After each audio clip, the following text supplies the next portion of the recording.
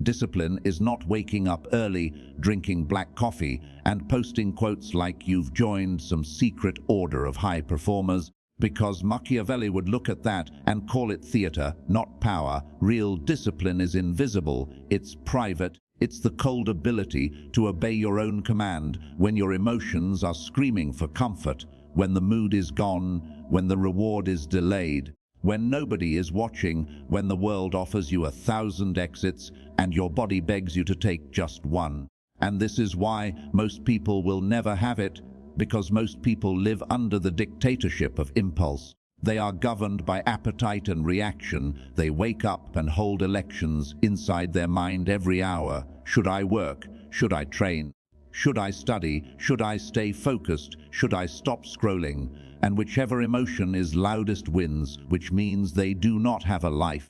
They have a weather pattern, and the terrifying thing is society doesn't just tolerate this weakness, it profits from it, because a distracted man is easy to sell to, a reactive woman is easy to manipulate, a person addicted to comfort is easy to control, and you've been trained for years to confuse comfort with freedom, as if freedom means doing whatever you feel like, when in reality that's slavery with good branding, because if you cannot refuse a craving, you are not free, you are owned, you are predictable. And predictability is a leash. Machiavellian discipline begins the moment you accept a brutal truth: you will be governed.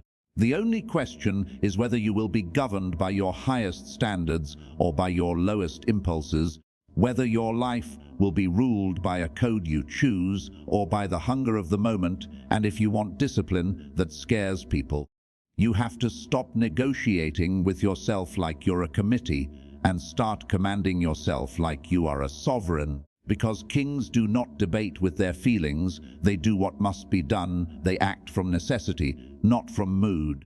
And that is exactly why the disciplined person feels dangerous in a room full of undisciplined people, because your presence becomes a mirror that exposes their excuses without you saying a word. You have to understand what really scares people about discipline. It's not your productivity, it's your immunity. It's the fact that they can't pull you with the same strings, they can't bait you with the same temptations. They can't steer you with praise and shame, because you don't need their permission to exist, and you don't need their applause to move. And that kind of independence makes the weak nervous, because it reveals how dependent they are. But you don't build this by trying harder. Because effort is unreliable, you build it by architecture, by designing a system that makes obedience easier than rebellion. And this begins with the simplest and most brutal step. You stop making promises you don't keep, because every time you tell yourself, "I will," and then you don't, you are teaching your mind that your word has no authority. You are training your nervous system to ignore your commands like background noise, and then you wonder why you feel anxious and scattered and unconfident, because deep down you know the person driving your life cannot be trusted. You know you will betray yourself at the first wave of discomfort, and that creates a quiet panic that never leaves. So the foundation of discipline is not the big dramatic change, it's the restoration of internal credibility. You start small and you become absolute. You choose one promise that will not be broken for 7 days, not 10 promises, not a complicated routine you'll abandon, one non-negotiable action that becomes your daily vote for sovereignty, a walk, a workout, a page of study, 30 minutes of focused work, no phone in bed, no junk after a certain hour. Something simple enough that your excuses look pathetic, and then you keep it with religious consistency, not because it's heroic, but because it's symbolic. It's you telling your brain, when I speak, reality moves. And here's where Machiavelli's philosophy turns sharp. He understood that power is maintained not by constant force, but by consistency of rule, by the predictability of the system, even when the world is chaotic, and your life needs the same thing, a stable internal government. Which means you remove daily choice from the places you always fail, because if you always fail at night, you don't rely on willpower at midnight. You remove the option, you put the phone away, you block the apps, you change the environment. Because discipline is not about winning a battle when you're weak. It's about not letting the battle occur in the first place. If food is your weakness, you don't pray for strength in front of the fridge, you structure your purchases, your prep, your triggers, because the disciplined person is not stronger in the moment, they are smarter before the moment. They design their life so fewer moments require heroism, and this is why their discipline looks effortless from the outside. It's not effortless. It's engineered. Now understand this, the core skill underneath all discipline is delayed pleasure, the ability to tolerate not yet, without collapsing, because the average person is ruled by immediacy. They need relief now, comfort now, entertainment now, validation now, results now, and when no is the ruler, the future becomes a joke too. But the disciplined person is someone who can suffer the small discomfort of the present to buy a greater freedom later. And this is why they win quietly over time, because life rewards the long game. Your body rewards it, your finances reward it, your skill rewards it, your relationships reward it. Everything compounding requires patience and restraint is simply discipline wearing a calm face. So you train your nervous system to tolerate discomfort on purpose. You do hard things daily even when unnecessary, not as self-punishment, but as practice, as repetition, as psychological weight training. 30 seconds of cold water, a walk when you don't want to, work before entertainment, saying no to a small craving, holding silence when your ego wants to explain, resisting the urge to check notifications. Because every time you refuse a small impulse, you are strengthening the part of you that commands.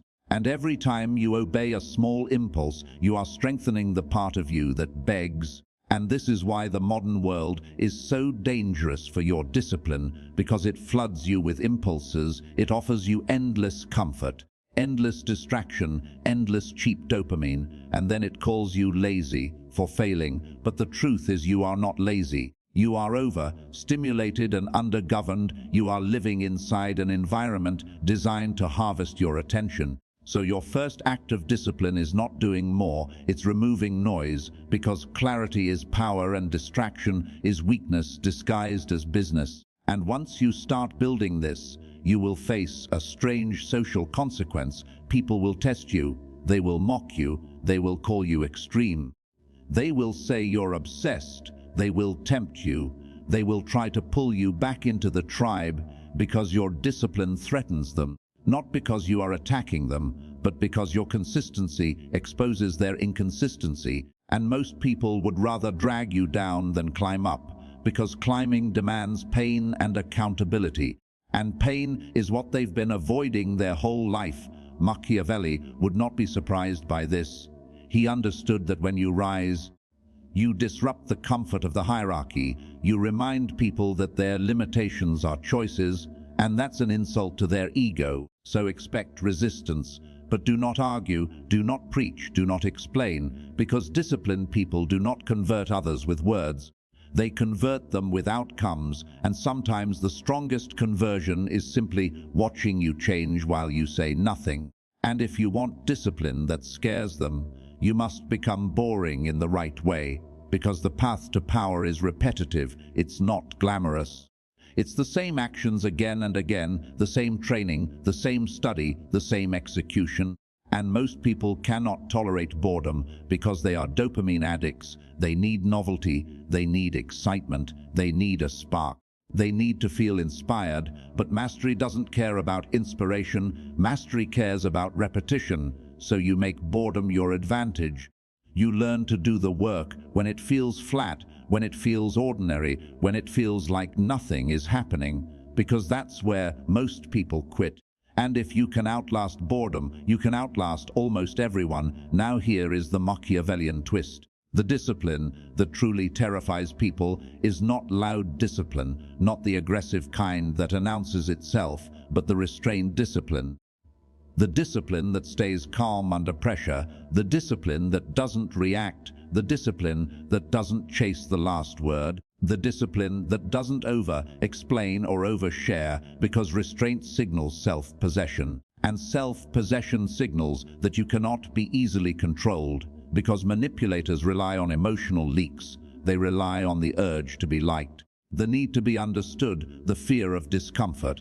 But if you can hold your frame, if you can refuse the bait, if you can keep your standards without begging for validation, you become psychologically expensive. And that's why people step carefully around disciplined individuals, because they sense that your boundaries are real. And the most important element of Machiavellian discipline is this: you stop talking about your plans, because announcing goals is emotional gambling. It's a cheap dopamine hit. It's a way to feel accomplished without doing the work.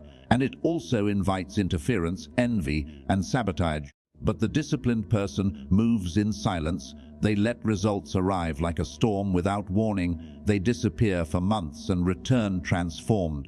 Not for attention, but because attention is irrelevant when you are building a life that speaks for itself. And now we arrive at the central command that changes everything. Discipline is identity. It's not something you do. It's who you are. And most people live from emotions outward. How do I feel? What do I want? But disciplined people live from identity outward. What do I do? What is required? Who am I? And you must choose an identity that terrifies your weaker self, an identity that doesn't negotiate. I am a finisher. I do not break my word. I train when I'm tired. I don't chase comfort. I keep my standards even when nobody cares. And then you prove it daily with small actions until your nervous system believes it. Because identity is not what you say, it's what you repeat. And repetition builds reputation, first with yourself, then with the world. And when your internal reputation becomes strong, something else happens. You become able to disappoint people without guilt. And this is where most people collapse, not because they can't work, but because they can't tolerate being disliked. They can't tolerate social discomfort. They can't tolerate someone being unhappy with their boundaries, so they sacrifice their time, their goals, their peace to keep others comfortable, and then they wonder why they feel bitter and stuck. But Machiavellian discipline requires a harsh realization. If you want your life to belong to you, you will disappoint people, you will say no. You will be unavailable, you will choose your mission over their drama, you will refuse to explain yourself, you will stop chasing approval. Because approval is a leash, and the moment you stop needing it, you become autonomous, and autonomy is the root of power.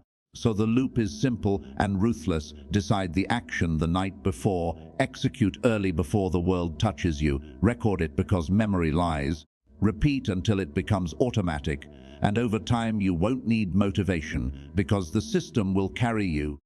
You won't need willpower because the environment will support you. You won't need validation because your internal authority will be stable. And when that happens, you walk differently, you speak less, you waste less time, you stop performing, you stop negotiating with comfort.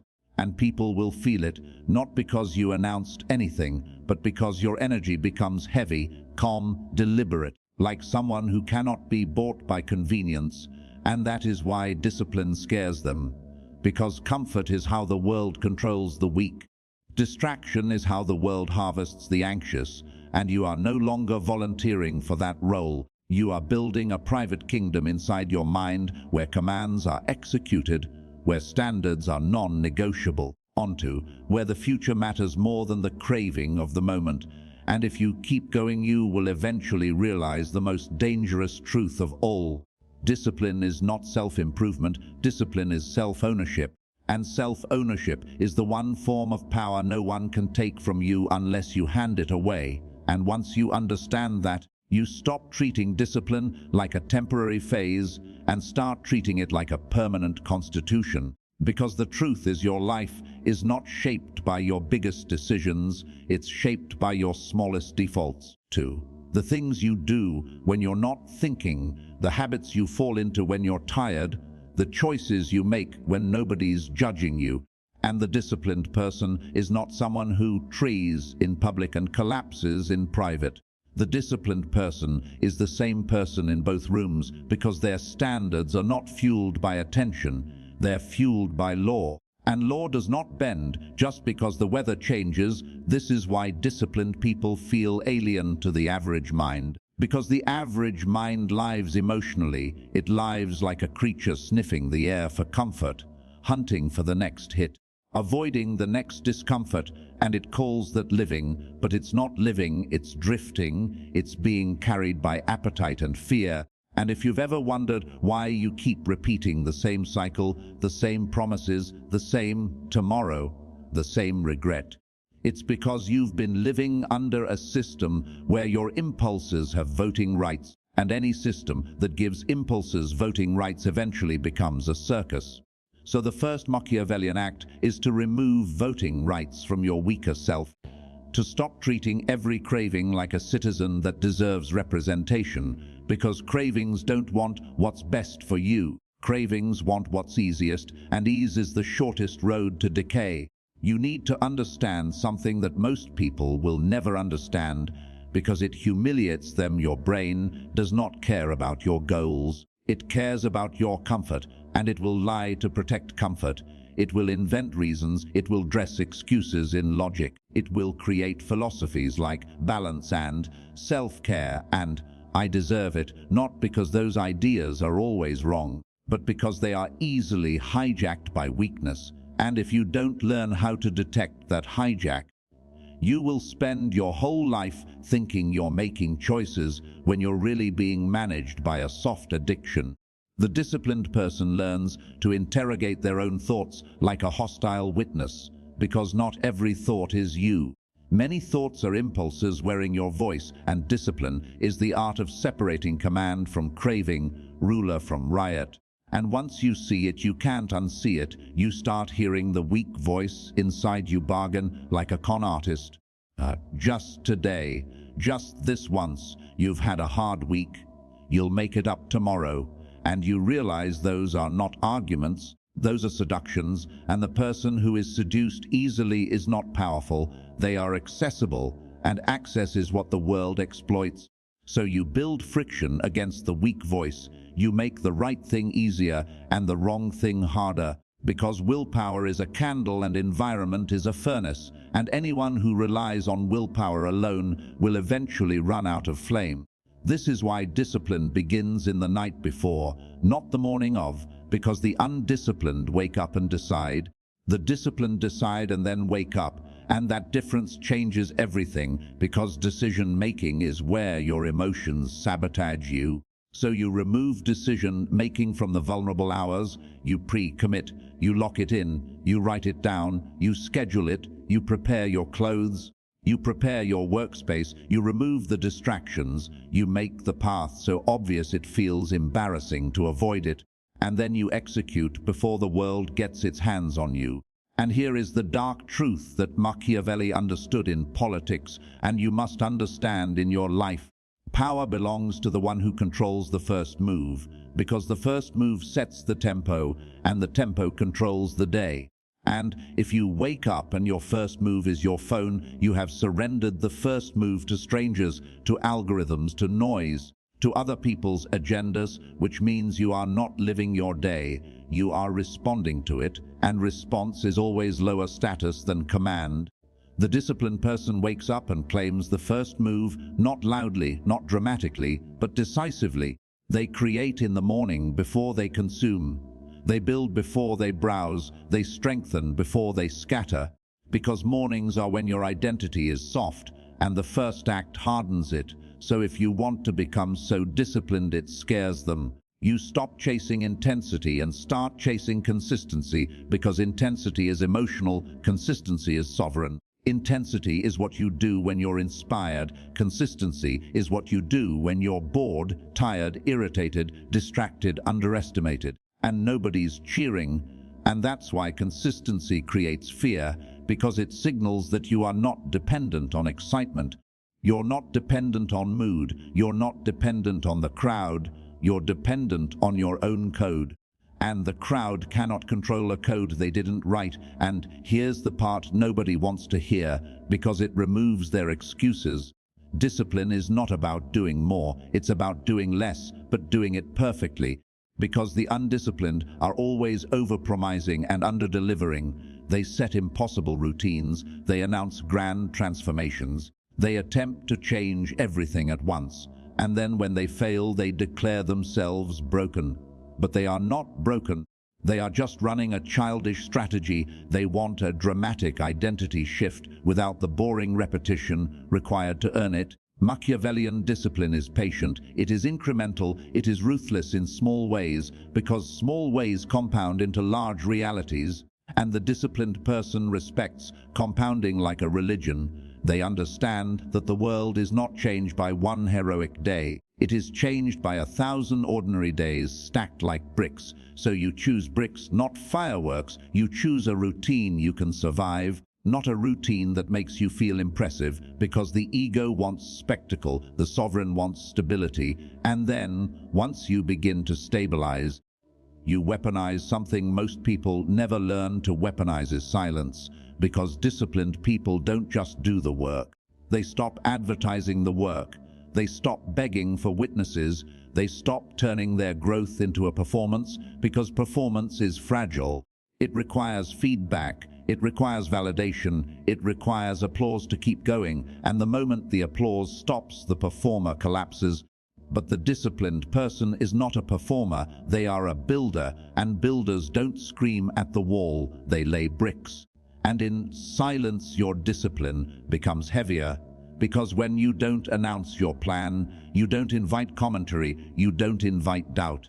You don't invite sabotage, you don't invite the soft poison of other people's opinions, you simply move. And movement without explanation is one of the most intimidating signals a human can project, because it implies inner certainty, and inner certainty is rare. Now understand the social physics of this. People don't fear your discipline because it makes you better. They fear it because it makes you harder to influence. Because influence depends on access, and access depends on your emotional leaks, your need for approval, your need to be included, your fear of discomfort, your fear of being disliked, your fear of missing out. And discipline closes those leaks one by one until you become psychologically sealed. And when you become sealed, a strange thing happens. Some people will admire you quietly, some will resent you loudly, and some will try to punish you for changing. Because your discipline forces them to confront their own lack of it, and rather than confront themselves, they will try to drag you back to the version of you that made them comfortable. You must expect this, not as paranoia, but as pattern, because humans are tribal and tribes prefer stability, and when you evolve you create friction in the tribe. You become a reminder that the rules are not fixed, that comfort is optional. And that reminder is insulting to those who have built their identity on excuses. So they will tempt you. They will say, just relax. They will tease you. They will guilt you. They will act like your standards are a judgment of them. Because in their mind it is, and you cannot negotiate your growth with people who benefit from your weakness. Machiavellian discipline requires the courage to be misunderstood, the courage to be called extreme, the courage to be called cold, the courage to be excluded, because discipline is a separation process. It separates you from your old habits, it separates you from your old identity, and sometimes it separates you from relationships that were only stable because you were easy to access.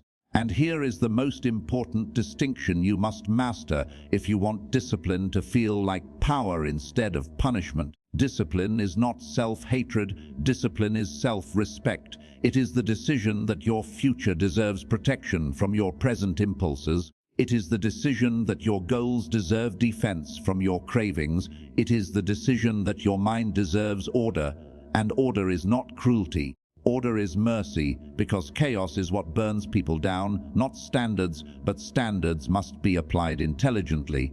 Because there is another trap, the ego trap of perfection, where you demand a flawless routine and then collapse the moment you slip. And that is not discipline. That is brittle control, and brittle control breaks under pressure. True discipline is resilient, it has a recovery protocol. It has rules for failure, Because disciplined people don't never fail. Disciplined people fail without spiraling. They fall and they immediately stand back up without drama, without self-pity, without turning one mistake into a week of self-destruction. Because they understand that the real enemy is not the slip, it's the story you tell yourself after the slip. The story that says, "I've ruined it. I'm back to zero. I can't do this." That story is weakness trying to recruit logic. Disciplined people have a simpler story: noted, corrected, continue. And that is why they win. Because they do not waste energy punishing themselves, they redirect energy into execution. Now, if you want the kind of discipline that scares them, you must master a darker skill: restraint under temptation, because anyone can be disciplined in a clean environment. Anyone can work when the conditions are perfect. The real test is when you are offered comfort, distraction, pleasure, validation, and you refuse it calmly, without anger, without drama, without announcing your sacrifice, because refusal without resentment is power. It signals you are not deprived, you are in control, and control is magnetic, because human beings are drawn to those who feel stable, those who feel anchored, those who feel like they have a center that cannot be shaken, and discipline builds that center. This is why disciplined people start to develop a certain aura over time, not because they are trying, but because their nervous system changes, their breathing changes, their posture changes, their eye contact changes. The micro signals shift from seeking to choosing, from hoping to deciding, and people feel that before they understand it. And then you begin to see the real reward of discipline: clarity, because discipline removes noise, and noise is what keeps most people in confusion. Because confusion isn't always intellectual, it's chemical. It's the result of overstimulation and inconsistent routines and dopamine spikes and sleep deprivation and emotional turbulence. And when you stabilize your habits, you stabilize your mind. And when you stabilize your mind, you can finally think strategically. You can finally plan, you can finally see patterns, you can finally become dangerous in the correct way, the way that comes from foresight, not aggression. Machiavelli admired the leader who could endure, who could adapt, who could move with patience. And your discipline must have the same intelligency. You don't just grind, you don't just punish yourself, you cultivate sustainable force. Because the point is not to have one impressive month. The point is to become a person who can execute for years. And this brings us to the hardest law of all, the law that separates disciplined people from everyone else. The ability to disappoint others without guilt, because guilt is one of the primary chains that keeps talented people small. Guilt makes you explain. Guilt makes you overgive. Guilt makes you say yes when you mean no. Guilt makes you abandon your routine to protect someone else's comfort. And if you cannot handle the discomfort of someone being unhappy with your boundaries, you will be owned by their expectations forever. Disciplined people understand that their time is a resource and resources must be guarded. And when you guard resources, the needy get angry, the manipulators get louder, and the insecure become offended. But offense is not your problem. It is their reaction to your sovereignty. So you train yourself to hold your boundaries like steel, politely, calmly, without speeches, because speeches invite negotiation, and negotiation invites erosion, and erosion is how discipline dies. You don't need long explanations, you need clean decisions. I can't, I'm busy, not today, I'm focused, and then silence. Because the disciplined person does not seek permission to live their own life.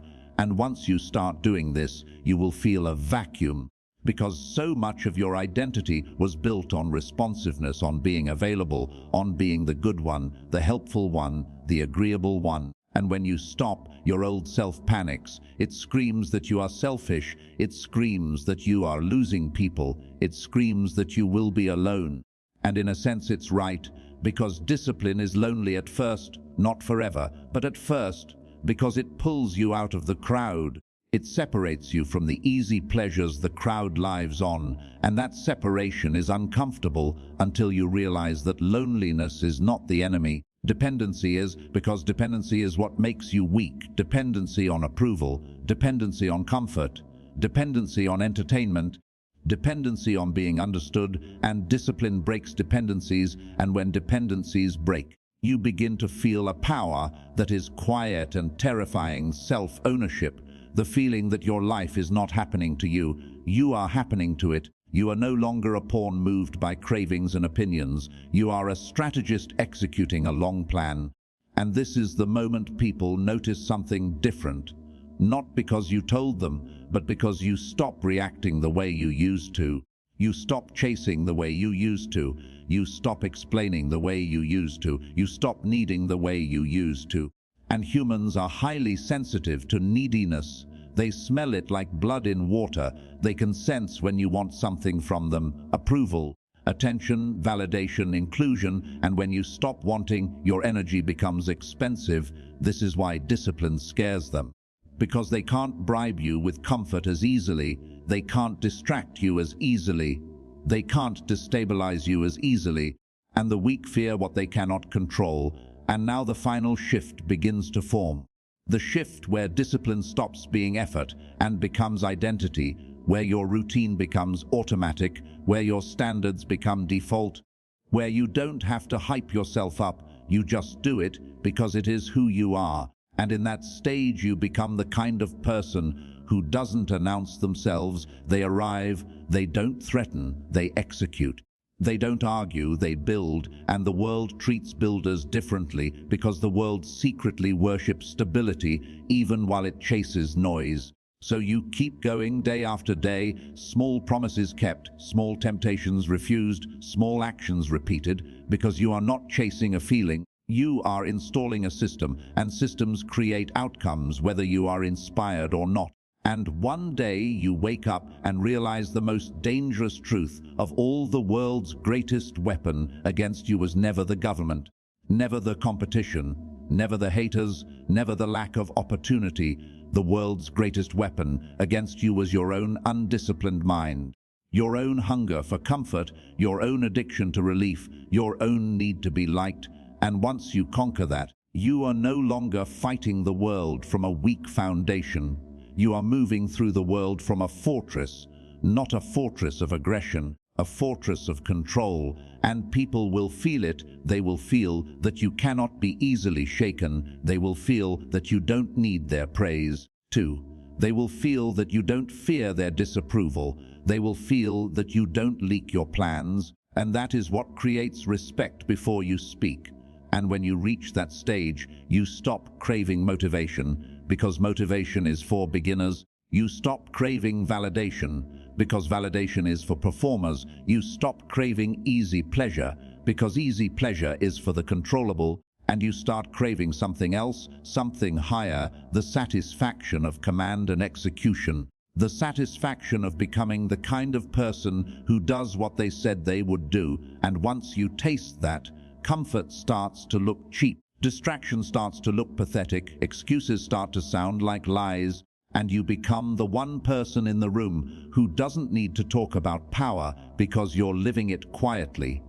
And if you understand this, then you understand why discipline is the ultimate Machiavellian advantage. It makes you sovereign. It makes you unpredictable to those who rely on your weakness. It makes you immune to most social control. And it transforms you into a person whose life is not a set of wishes, but a set of executed commands. And that is the kind of person the world cannot ignore, even if it tries. Because the world can ignore potential, but it cannot ignore outcomes. And outcomes are what discipline manufactures in silence.